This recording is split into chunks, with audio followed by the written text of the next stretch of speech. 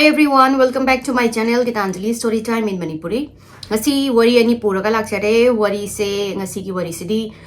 mi se koigi mangkhraga thiba khangdre tawraga yamna mysterious oiba ma-ongda drowning tawraga leramba haidi eraknaraga leramba adugi wari ni. Wari ahambasina Dakota James na chahi kunguhumdoi suba nupa macha magi wari ni masi 2017 da thokini Maryland USA da. Dakota James se June ki tang kun mathoi 1993 da mase po ani Maryland da mai mama sina Pam kawi mapa sina Jeff James na kawi. Dakota se school magi high school tawma matam sida mase yamna khoi sports da yam pamba yamna athletic oiba amasung kai tare ne yamna responsible oiba yam bright oiba lesu ko yam haiba angang ama manupa macha mane magi mayam singsina yamna maje nungsi ja mai nungsi pai tare maramok pa oja singna su mamana ba singna su magi school je high school je loire matungda mana West Virginia gi da university da magi college tawre college na 2015 da maje pass out tawre mana graduation loire kanda mana JB hanjana tabak mafam amada maje tabak yam chawna tabak ama phangani tolo yam chawna ada mana du tamna mana MBA mung tam tharaga MBA se loire kanda ma mung law school da mu changba khotpa kaina ga plan tawraga le ada January gi matam asida 2017 gi January gi matam sida maje magi thabakta promotion phangdana bonus ka phangduine man haraudana mama daga hadi phone tawraga phawraga smaina raise tawre magi bonus phangi promotion ju adi paisa su raise tawre bonus su mayam phangi khole kaina ga pau tamame harauraga kholaga aduga Dakota ne magi co-worker singse moi thabak loiraga oji downtown kano sida Pittsburgh tane mana thabak phangi se Pennsylvania da Pittsburgh ki Pennsylvania Pittsburgh ki downtown sida yamna hoi bar nung tawda hopping tawba party tawba khotpa weekend da moi co-worker singa yam toin toina ma dum tawi duga mai mana leiriba mafam sidaga hojiki da bar ga leiri mafam sisu adum naknai aduna ma dum makhongna chatba khotpa mana dum chatba adi lambi ni Dakota na chatba lambi ni hojiki mafam se ada January gi 2025 2017 sida mai thabak loiraga weekend ne hana magi mamanaba co-worker singsine moi singse chalaga bar hopping tawe bar hopping tawda bar amade gi taw thappa je moi use dum phajana thae use khaga dum high loi oinare moi je high oiraga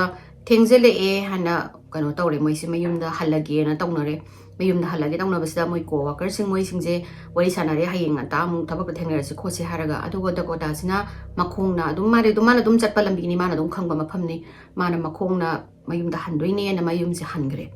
mayum hangraga next day sida magi thabak sida karaktre ma semna responsible oiba yamna smart haidi yamna koi hi kanoni ko thabak tasu yamna changkhon ba adugumba nupa ni mana next day ki thabak lak da sida mogi thabak tagi mi singduna phone to bosa ma je reach to bosum ngamdre haidi phone ju payak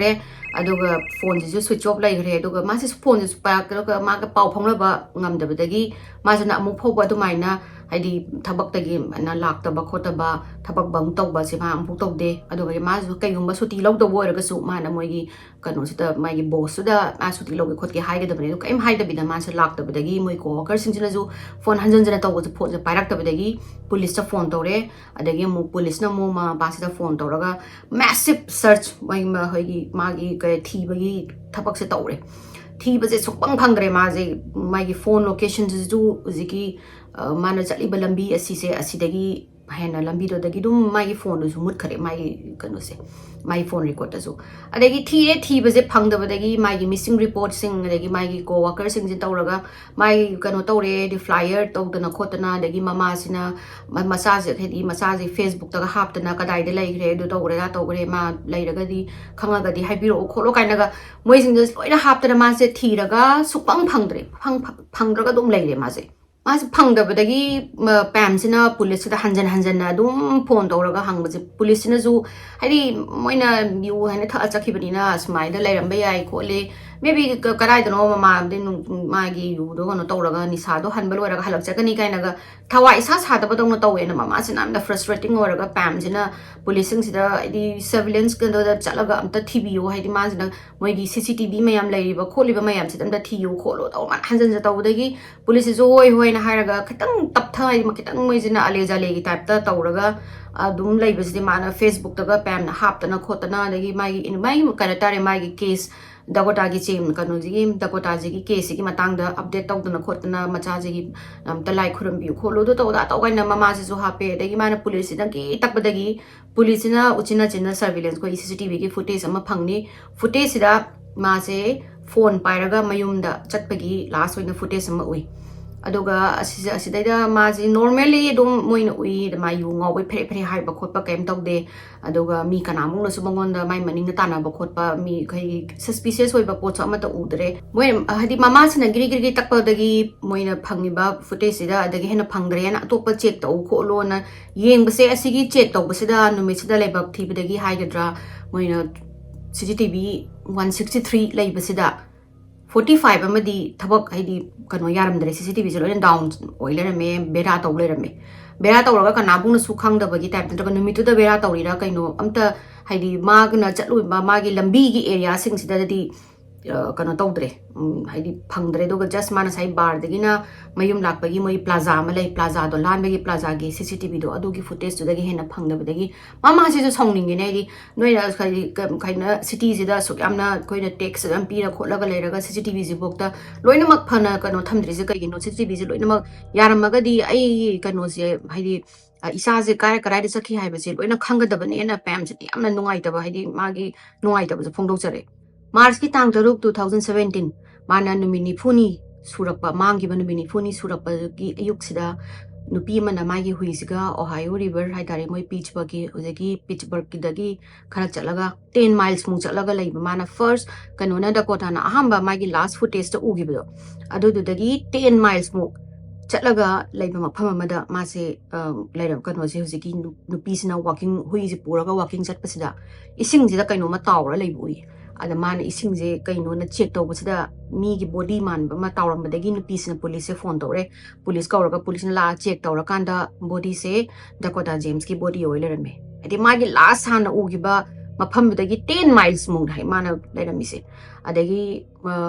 magi kano tawre postmortem tawraga toxicology report se yengaga toxicology gi result se lak basida magi body se alcohol level am wang yawrami amasung yamna powerful oiba sedative fighter pangthana ba hida me yawle me GHB na adu yawrame adu moi kono sin doctor mai ngai mai force matam tawri ba doctor sina khaidi accidental drowning aina hairaga mai report pire moina police na hai je mana saina mayum gi ngai gi mayum han gi ba gi lambi du da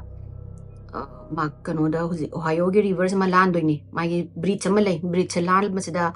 mana ising manaka changaga maybe mama pan thoke khot ke na thopo da soidana nandharaga ising da ta boirangani ada ising do yamna ingbu da aduga mana use ngobu da magi body do shock ta chalaga mas iroi bangam da na aduda si boirangani na dumaina police na mosegi doctor dana accidental drowning habdagi police so gi theory do hairaga moina adumaina moi mama mapa da press lokthoi the police in jina zeki mai accidental drowning ena lokthopase si mama pana su yaningde aduga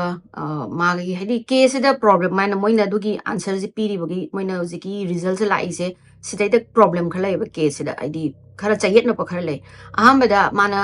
10 miles e uji tower ka lak pase asigi lak pasida number 1 da dam am le yam chawba dam am sai mana mangi ba mafam dagi hojiki mana phangi ba mafam se asigi lana bhona da dam am le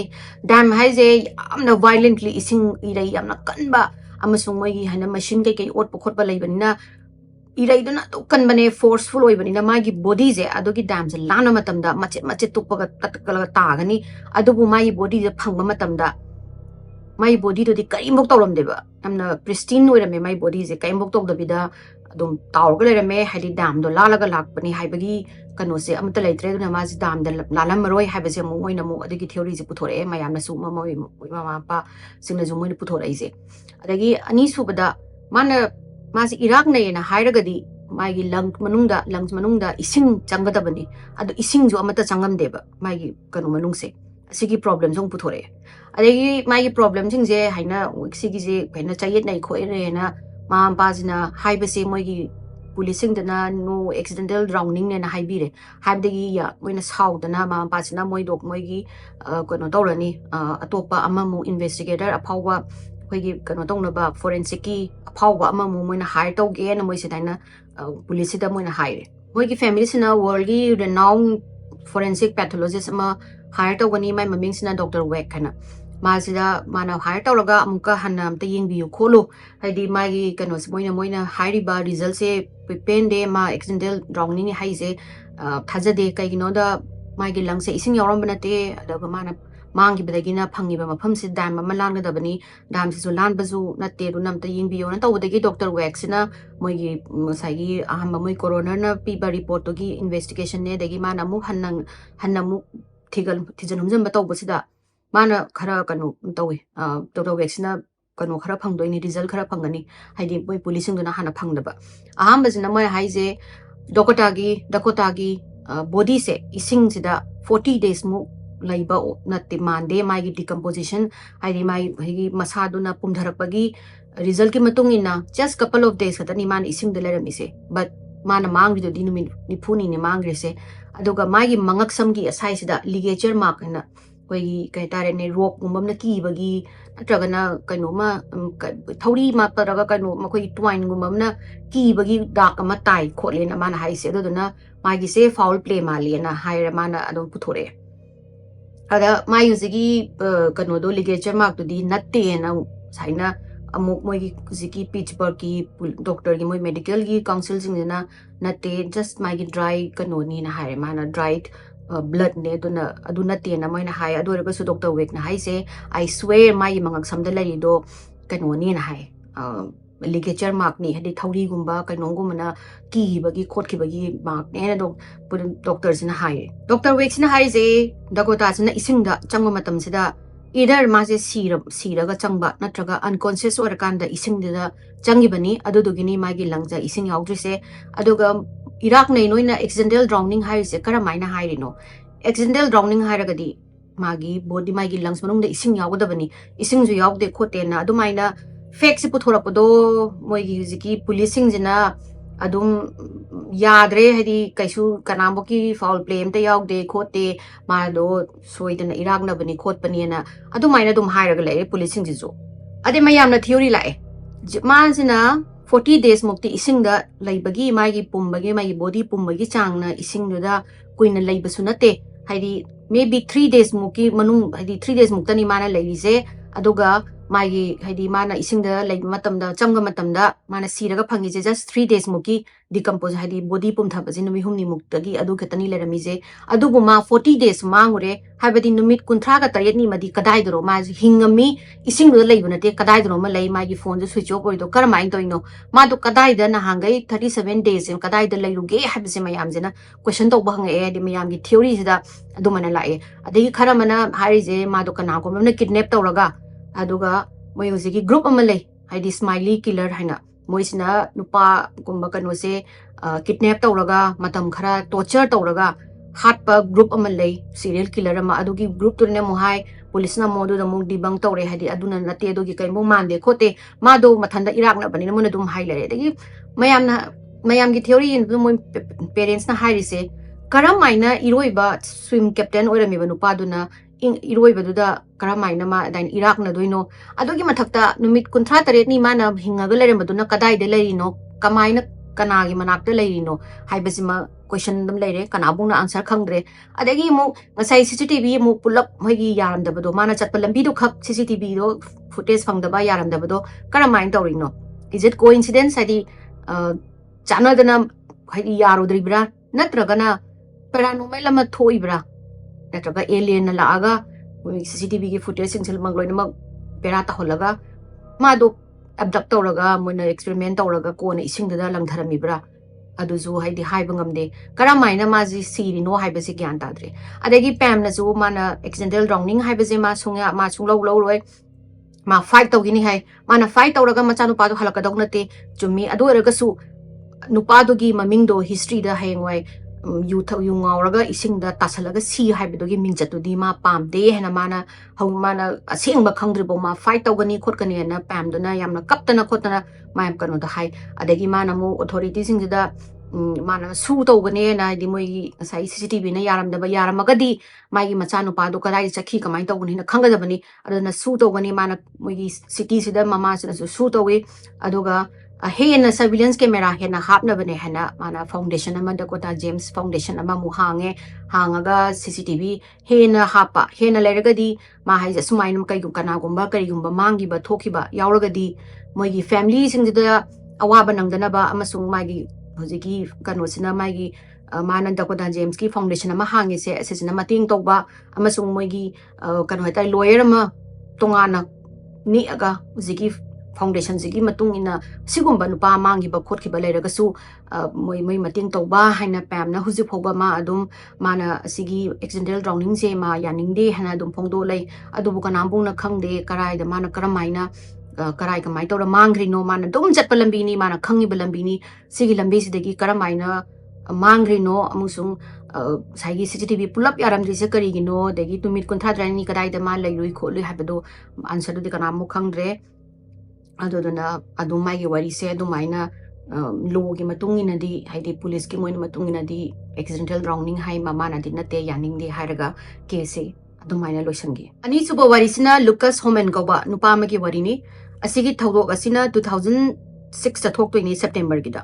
Lucas Homan che January gi tang kungani thoi 1985 ta poe mai gi parents na Patty Homan amasung Jeff Homan na Lucas se yamna khoigi masamaw yamna phaba masu ai Dakota ge type ta yam thina athletic oiba football baseball adagi basketball ga sanaraga yamna kaitare ne yamna kano tokba khoi 6'3" ga wangba yam wang chawba masa yam phaba ama adugumba nupa macha amni masina duma aduki matik mana basketball sida haibagi chang sida maje Wisconsin gi university meda professional player oina lao hana selection phangaga aduda scholarship ka phangaga masida like tamna kano basketball sana doine ade mana basketball se yam kuina matam yam kuina fajana magi play time se phangdabadagi magi career se mana lacrosse na moini sida game am lai lacrosse om kumdaraga masida fajana illaga leire mana kuzegi university de jegi graduate tawrakanda amu mana khalise mathang khoigi mas business ta degree mu tawge master degree mu tawge khotke hana naina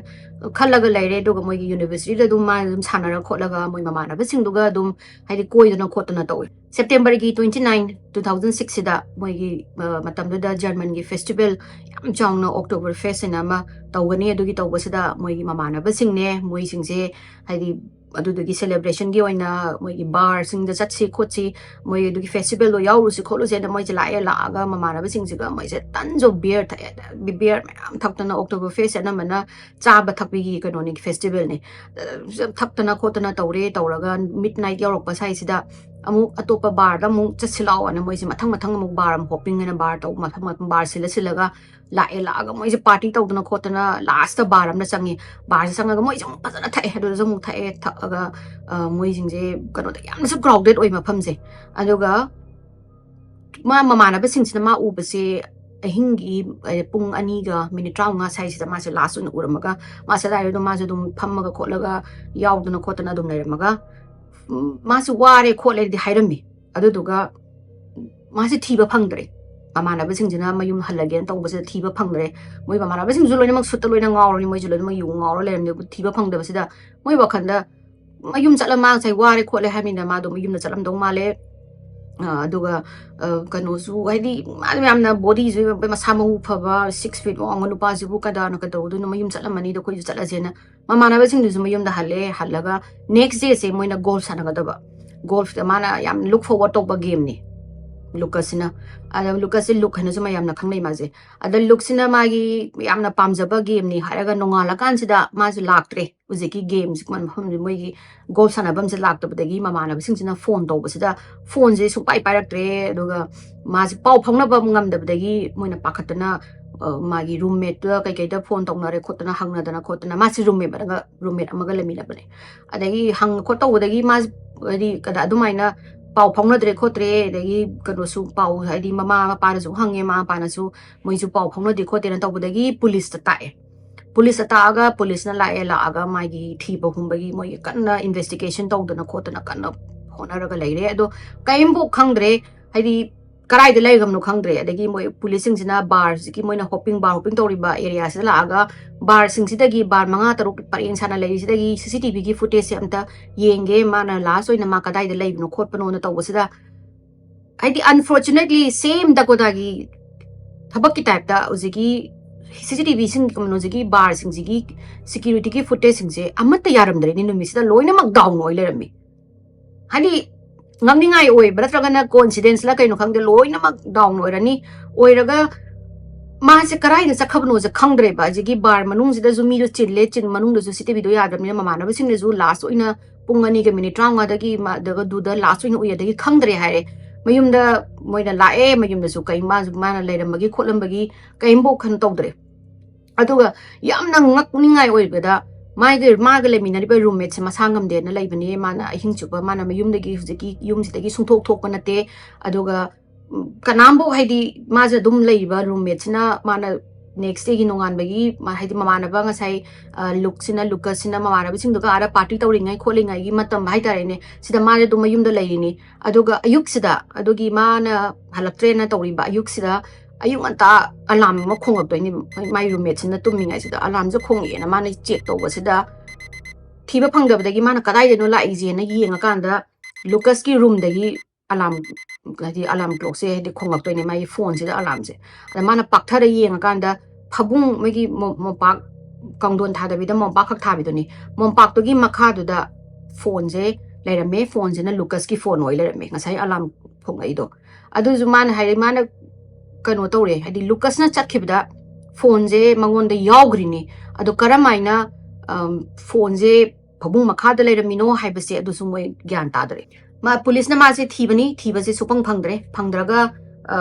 kai sakhrabno khangdre moi ju kadi tobom ma khangdre di karai mangrabno yu moi do october face na yu mem thakpadu da karai di ma do karai do ma chatlaga mi to be yum da leirabra kholabra yengo halakbra yengo na my parents ni da haire parents sing jina ngai do su nu phaujan gare na minini phaujan gare haidi hau gare my phone do ju haidi my phone do na my phabung da makha thamame paung ta phauna dre october gi tang ani 2006 da haina body ma ising na tawrga leirame haina diver sing hai tar ising iroi moi gi diver sing jina kauraga diving tawra yenga kanda kano gi lucas ki body je ising da leiramgani mana leirami sina 10 feet muk kano lu ba ising hai tare aduga torban dai sidagi magi 8 hai tare ne river jigi jigi leiriba lake sigi sidagi just 20 feet muk tang lapada ma se phange phangaga mai body do phangbadagi mai bari parents inform tawre magi autopsy result magi amu postmortem tawre magi toxicology report se mu yenge toxicology report yeng basida su same magi body sida alcohol mem yawrame aduga lucas kanusna lucas kita body da su yamna khoi gi wangna sedative ma yawrangani aina sai haiba kanu dom kanu ga dakota ka mana na yawlaram doine GHB do adu yawrambadagi muisinga ene haidi karamaina yu tang adi manang kayumba yu do ngawraga di yu du alcohol do kitang khag yawda bida adu to kamane present oiramino haibase asi muisi gyan tadre but coroner do na doctor do na haise accidental drowning ne na mo haire moi ahamba initial record di azina 24 hours haidi isingda moi kano da lucas se isingda taraga adu da isingda dum 24 hours mo ki isingda leiram dong mali kholena haibedo moi amuk nauna muk thijala matung nongoi nauna mu report se amuk thijala kan sidadi ma se koi just pung nipan mutang isingda laibani na adumaina mu tare hadi magi lang se ising yawram daba amasung kano tawram daba magi ziki problem je ziki moina haina accidental drowning na ibase sida mama pa ja yaning dabadagi amung nong nong yeng badani ko moina phang ise haidi ahamba dadi 24 hour mu adugi mamang isingda lairamabani haibado nong na mung thigala kandadi pung nipan mutang ni na mo haire mai lang sa ising yawramdre adagi ngasai drug ama sedative ma yawrambado aduna su mama pa sin haise accidental drowning oiramoi amta hena mu yeng biyo kholona tawrakanda moina zu ama mu phangdoine haidi lucas ki mai gi khongaw gi bells yam tight oina haidi sesalaga lairame adi kanang kumamna ma sina wan dharakanda natraga sirakanda mai gi mapi je sechen biba male aduga isingda haidi isingda duga moina mu langdhaba male na haire adai adumaina hairakpadagi police singjina mu hambagi moi serial killer jiki smiley serial killer ki group se asijina mu tawribra haina do mu thigat pasida adu zo mu phangdare haidi mai gi body sida asok apan scratch ke fight tawbagi khotbagi phabai nampu bagi phuna bagi khotbagi dark nung kari krak mak amta lairam dabadagi adu sumu moina mu roll out tawre lucas ki body je pung haidi pung ni pan khatang khak ising da laibo ragadi mana mangrise numi humni subudani mana phangise mangrise asigi maraksida ma kadai da lei kana ga leiri kamaina leiri haibase sigi answer piyo haibase police na zu thigat mangam dre haidi karai da thijan doino khangdre adagi mai phone do mai phabu makha da lerami do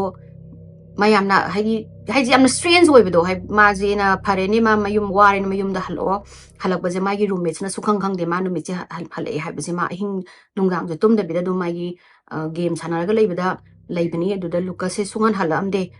hala aga di ma hai je ma ka do gi tuminna changa aga do di tuminna mi thong ja hang to ga changa aga magi ka do da magi phone do phabu makha da namjalamaga amuk yum jagi muk tuminna muk magi roommate cha khangandana amuk tuminna muk thokrira adusu oi thokpa yade kai gino da roommate tuna haise ai tumi chupa ma ai bhabung da lai ma sungan halakte na hai adudi kanana phone do mai phabu makha da namjalino aduni mayam na haise yamna strange oi yamna khoi ka tare ne government jina hanjan na masai gi dakota gi dasu adagi asigi lucas gi dasu hanjan moina external rounding ne haraga makha ta na thijalo yadri je kari gino government na kano ma hide tawira lot ira natrag adagi mai gi phone do ju supina pirakte ko haidi thigat na ba phone do adi lawraga karamaina karai da ma sakhi khopri habegi phone record dugi adudugi check togani haina jo che do sunglak lakhi de duga aduduna phone do karamaina mai phabu makha changai no habi su khang dre police du thijalo yadre aduna takpadi government na kanu ma lot era natraga in have alien gumamna ma abduct tawraga magi ka do da changa aga tawribra natraga na paranormal gumba ma leirabra sumaina adu su nupa chahi kun haidi kun manga bo ki manung sidagi nupa singse yamna ma adu ki missing case yamna lei ada sida ina ani khangalapane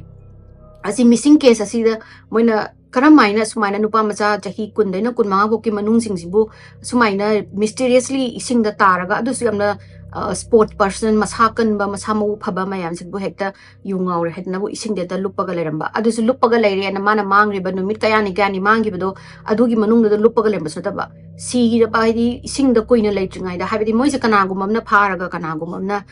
thamaga aduga last minute moise hatlaga ising da thamamba ngaktagi oina oibasida mayam na hangi se kari no kanara no haibase thijan bangam dre government su haina thijalo yadre adun takbadi government na khangaga maram do lotli bra haina adumaina magi mamana basingna magi colleague sing na ju adumaina gadi government da question phanam tawi my parents na ju patty na ju jeff na ju hanjan na hange di karamaina oino ma ju kadai da dudi numini ni mama na ising da lupta do kadai legi thigat piyo na tawbaje thiba dum phangdana adum mysterious case na tawraga dum mystery da legi अरे ma'am I worry से side लोइसनजरगे ma'am ना worry से नुंगारगदी like तौबियो share तौबियो subscribe तौबियो अदि मथंगी worry दम थेंगनसिको ma'am bye